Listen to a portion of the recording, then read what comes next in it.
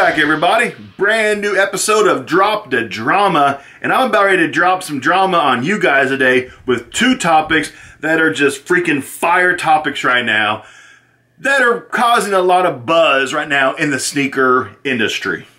To start out with, I have to give props right now to the YouTuber SETH FOWLER. I'm going to leave direct links below in the description box of this video to Seth's channel, and he's the one who broke this news this morning on YouTube. About a month ago or so, we had reports from what we think of very reputable sneaker Twitter sources that the Jordan 11 Navies had been canceled.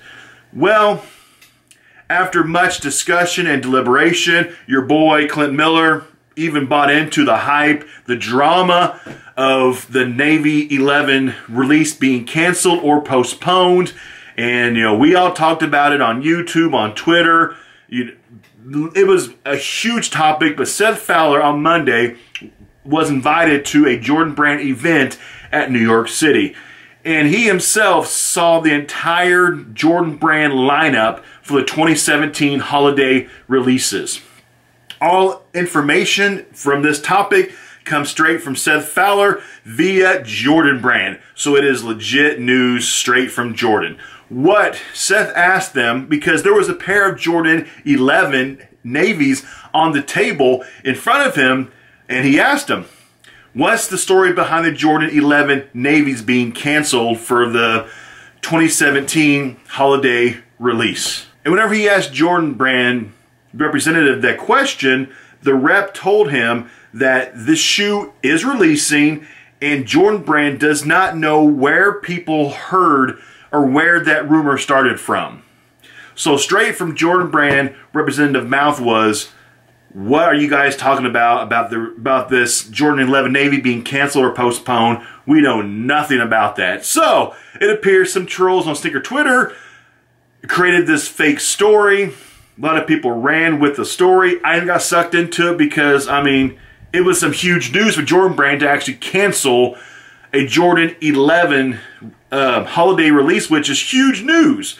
So even myself want to be more careful in the future of who do I believe with the exclusive news that breaks. So thank you for SETH FOWLER for allowing us the opportunity to know that the Jordan 11 Navies are coming out per Jordan Brand themselves. What? Story number two. This one features the company known as Pound for Pound. I'm sure everybody has heard of them one way or another. They were a sneaker consignment shop based out of Arizona, California, and I think there was a third location, maybe in Texas.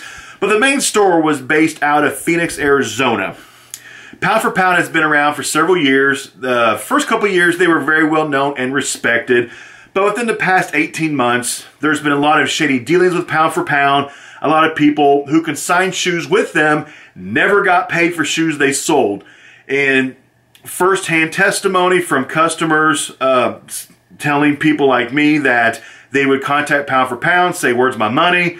The Pound for Pound employer owners would say, we'll cut you a check. Check would never came. So there has been right now reports of dozens of people have complained about Pound for Pound owing thousands and thousands of dollars to customers that never got paid for their shoes.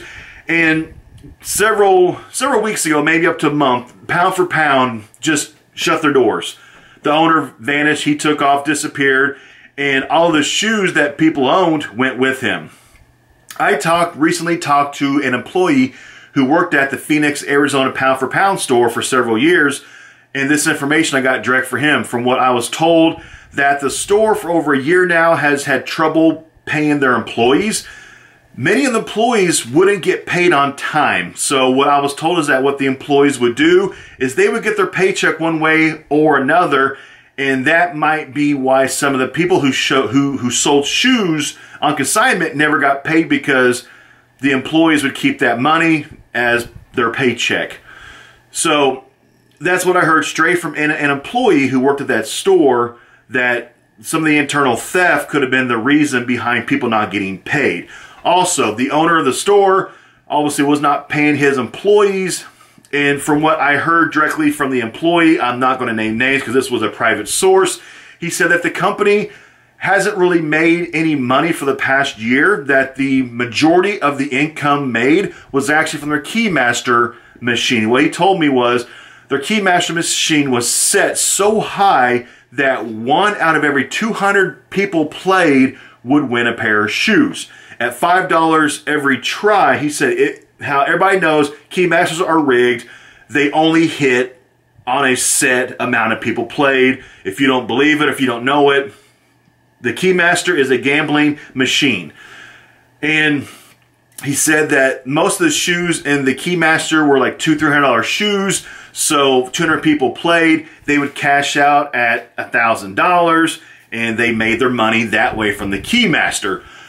What I was told was about 6 months ago, the Arizona Gaming Commission had so many complaints from people about the Keymasters at pound for pound about being rigged and not paying out, that the payout rate was so high that the Arizona Gaming Commission came down to pound for pound and actually took out their Keymaster machine because they deemed it a gambling device due to the fact that the payout rate was so high that the odds of actually winning a pair of shoes on that were so small that it became a form of gambling in Arizona. So the Arizona Gaming Commission pulled their Keymaster machine, which pulled the only revenue that the store was actually making. So all this led to pound for pound going bankrupt, the owner shutting the store down, taking off, leaving with maybe thousands of pairs of shoes that he did not own. They were consigned. Many people haven't gotten paid. Past employees are owed paychecks. And what's going to happen to the story, we don't know. I'm sure there's going to be a lawsuit coming, maybe like a class action kind of lawsuit from people who are owed money. We'll see what happens. So stories like this are horrible for the sneaker community because it breaks our trust with consignment shops, but most consignment shops aren't shady like how Pound for Pound was. Pound for Pound was legit for several years, but went down the crapper very quickly. So that wraps up this new episode of Drop the Drama. I dropped the drama on you guys. Hopefully you enjoyed it. Subscribe to my channel if you'd like.